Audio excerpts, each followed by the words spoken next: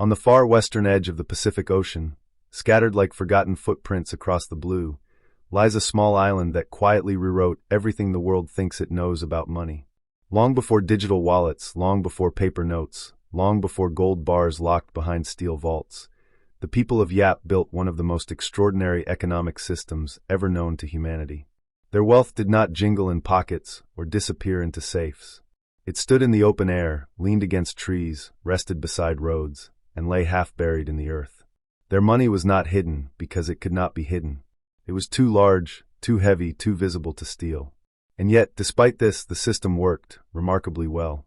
This is the story of the Rhinestones of Yap, the island where wealth was measured not by what you held, but by what everyone knew you owned. Yap is part of the Caroline Islands, today a state within the Federated States of Micronesia. To outsiders, it may appear small, remote, and isolated, but for centuries Yap sat at the heart of an intricate web of ocean navigation, trade, ritual, and memory. The people of Yap were master sailors who crossed vast distances of open ocean without modern instruments, guided by stars, currents, winds, and stories passed down through generations. These journeys were not only feats of survival, but acts of meaning. For Yap, wealth was never merely material. It was social, historical, and deeply human. The most famous symbol of this worldview is the rice stone, often called stone money. These stones were carved from limestone, shaped into massive discs with a hole in the center, and transported across hundreds of miles of open ocean from the island of Palau to Yap. Some were small enough to be carried by a few men. Others were enormous, over 12 feet in diameter and weighing several tons.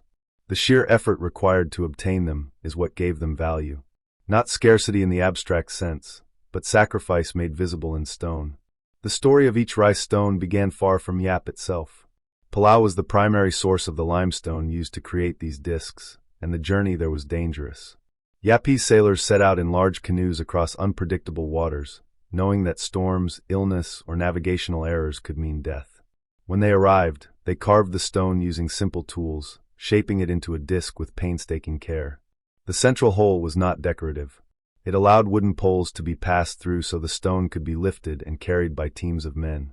Even so, transport was brutal. Many stones cracked. Some fell into the sea. Some voyages never returned. When a stone finally arrived on Yap, its value was not determined solely by its size.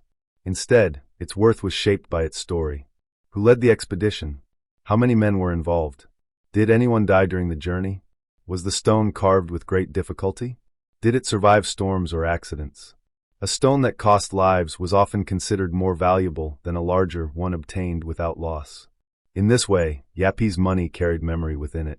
Each rai was a physical archive of human effort, risk, and sacrifice. Once placed on Yap, the stone usually stayed where it landed. Unlike modern money, rai stones did not need to move to be spent. Ownership changed through social agreement, not physical transfer. A stone might sit beside a path or outside a village for generations, while its ownership passed from family to family through marriages, dowries, compensation payments, alliances, or political agreements. Everyone knew who owned which stone, just as people today know who owns land or property without needing to carry it with them. This system worked because Yap was built on trust, memory, and communal knowledge. There was no central bank, no written ledger, no police force guarding wealth. Instead, the entire community acted as the ledger.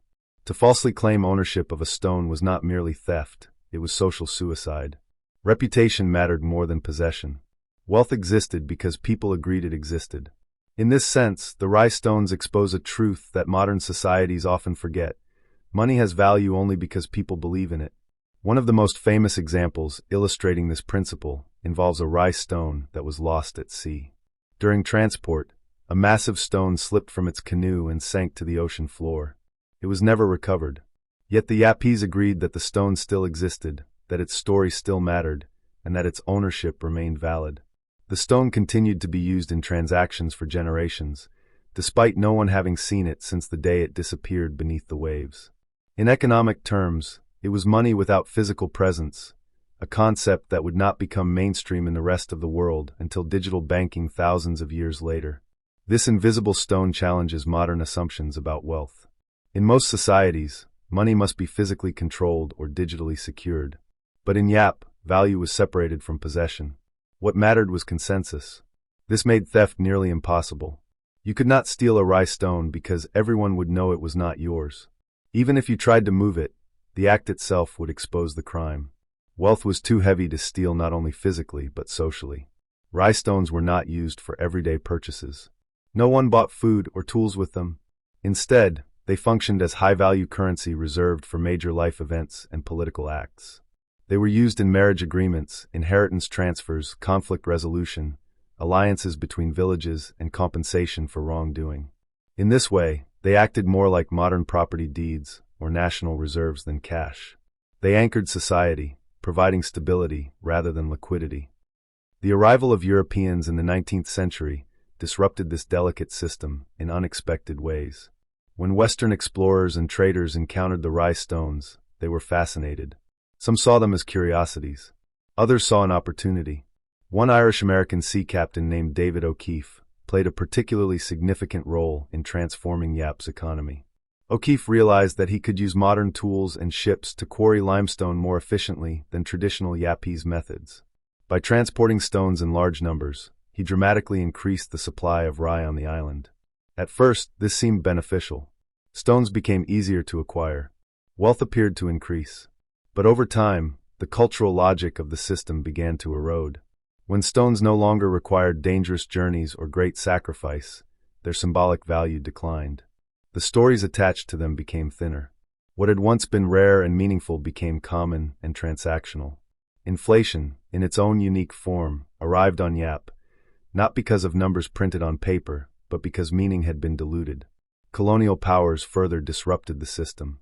Germany, Japan, and later the United States each governed Yap at different points, imposing new legal and economic structures. Western money was introduced. Taxes were levied. Administrative systems replaced oral tradition. Rice stones gradually lost their central economic role, though they never disappeared entirely. Even today, they remain powerful cultural symbols, used in ceremonial contexts and remembered as markers of identity and heritage. What makes the story of Yap so compelling is not its exoticism, but its familiarity. Strip away the stone and the ocean, and the system looks surprisingly modern. Ownership without possession. Value based on consensus. Wealth stored in narratives rather than vaults. These ideas underpin everything from stock markets to cryptocurrencies. When people invest in digital assets, they are not buying physical objects. They are buying shared belief. Yap understood this centuries ago. The rice stones also challenge modern assumptions about security. In a world obsessed with locks, passwords, and encryption, Yap relied on something far simpler and more powerful: collective memory and social accountability. Crime was rare not because punishment was severe, but because belonging mattered. To violate trust was to exile oneself from society. In that sense, the true safeguard of wealth was not stone, but human connection. There is also a deeper philosophical lesson embedded in the rice stones.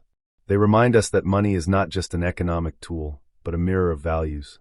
Yapese wealth reflected courage, cooperation, endurance, and respect for history. Modern money often reflects speed, accumulation, and abstraction. Neither system is perfect, but the contrast forces an uncomfortable question. What does our money say about us? As the world moves deeper into digital economies, the story of Yap feels less like ancient history and more like prophecy. Invisible wealth. Decentralized trust. Shared ledgers maintained by communities rather than institutions. These are not new ideas. They are old ideas rediscovered. Long before blockchain, Yap had a ledger written in memory. Long before cloud storage, they had value stored in story. Today, some rice stones still stand quietly across Yap, weathered by time, moss growing along their edges, children playing beside them without fully grasping their significance. Tourists photograph them, often missing the deeper truth.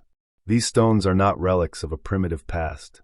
They are monuments to a sophisticated understanding of human economics, one that recognized that money is only as strong as the relationships that support it.